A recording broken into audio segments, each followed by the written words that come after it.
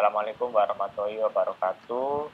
Perkenalkan, saya Muhammad Wahyu Afriawan, NPI 141904x6 dengan teman saya Ahmad Afif Ramadan dengan NPI 14619008.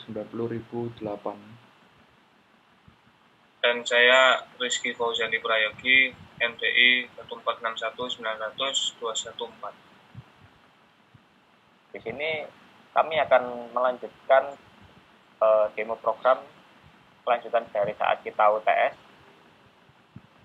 yang mungkin hanya 60% dan kita akan melengkapinya pada saat ini. Baik, saya akan mulai share screen.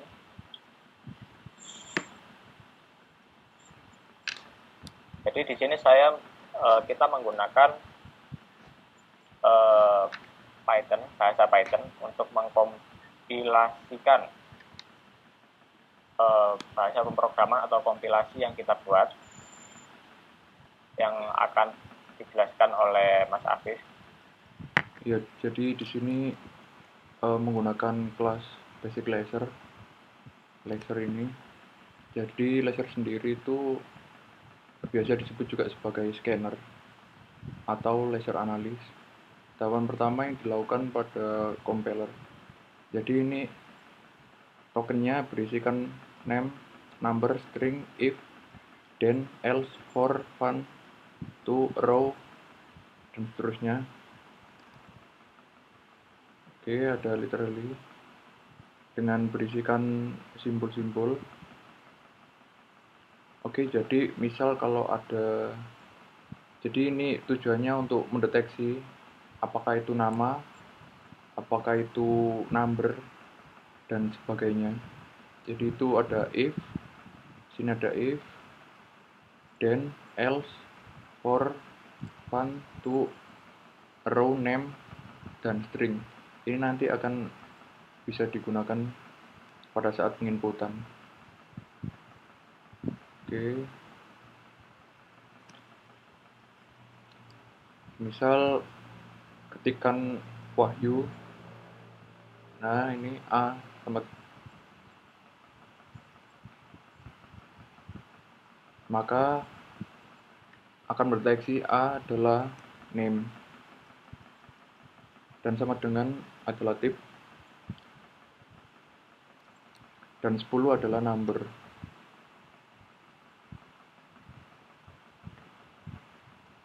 Coba lagi.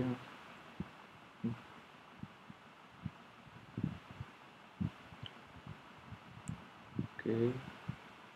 Nah, ini maka akan muncul dua name, A sama Wahyu.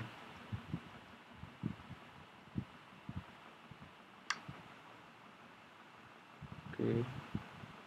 Dan jika ada 10 dan 2, maka dia akan mendeteksi dua number dan satu simbol plus.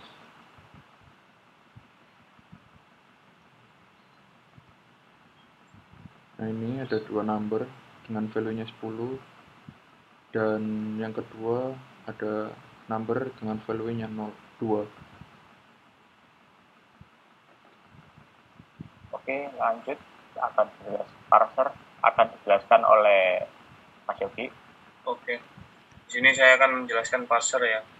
Parser atau yang dikenal dengan syntax analyzer ya. Analyzer ya fungsinya untuk lebih terstruktur lah. Jadi lebih ke arah spesifik. Nah, ini di sini ada codingannya ya, langsung from the parser lah, terus presence.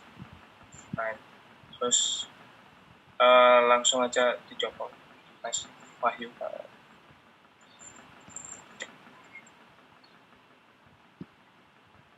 Nah, misalnya A sama dengan 10 lagi. Jadi di sini terdefinisi variabel assign to A sama dengannya itu udah masuk ke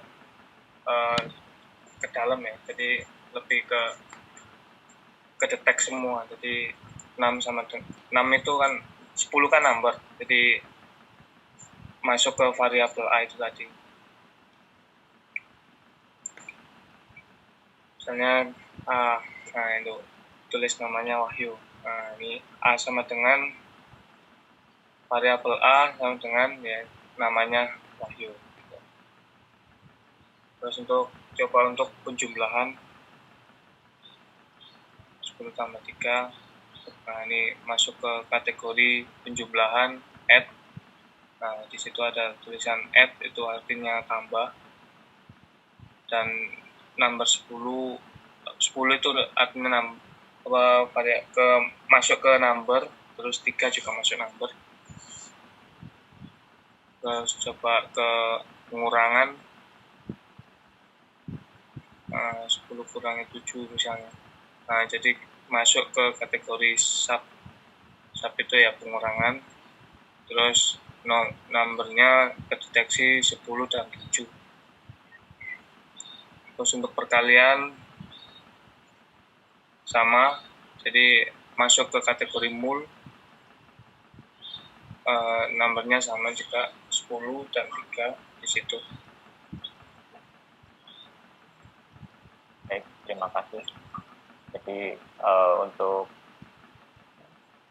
eksekusinya, saya telah menjadikannya sebagai sebuah file, lalu akan saya coba panggil di CMC. Seperti ini.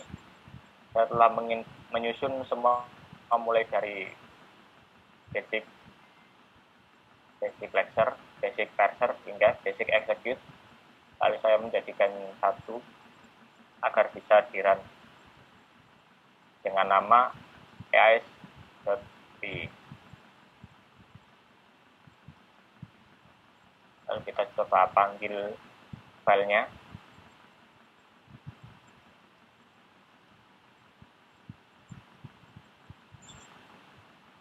Nah, seperti ini. Di sini bisa terbilang bahwa kompilasi ini telah selesai. Jadi saya mendefinisikan awal mula A sama dengan 10. Maka dia akan otomatis akan menyimpan variabel A sama dengan angka 10. Jika saya memanggil variabel A, maka dia akan muncul angka 10. Lalu bila saya menambahkan lagi B sama dengan 20, maka dia akan otomatis menyimpan variabel B sebagai angka 20. Lalu saya panggil, nah akan muncul angka 20. Jika saya menginputkan A sama ditambah B, maka hasilnya akan 30, sesuai dengan yang kita definisikan di awal. Lalu saya coba definisikan nama X sama dengan Wahyu. Ini nah, saya manggil X, maka akan muncul juga nama saya. Setelah itu seperti yang dikatakan Mas Yogi tadi, mulai dari penjumlahan ini sudah kita coba.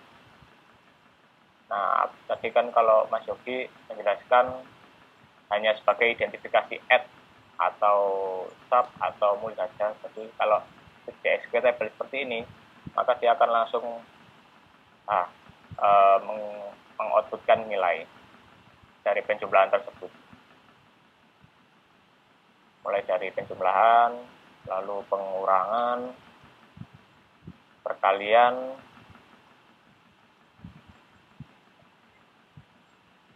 oke, lalu kita masuk ke fungsi if terlebih dahulu. Kita coba beberapa fungsi. Misal saya mengidentifikasikan A sebagai angka 10.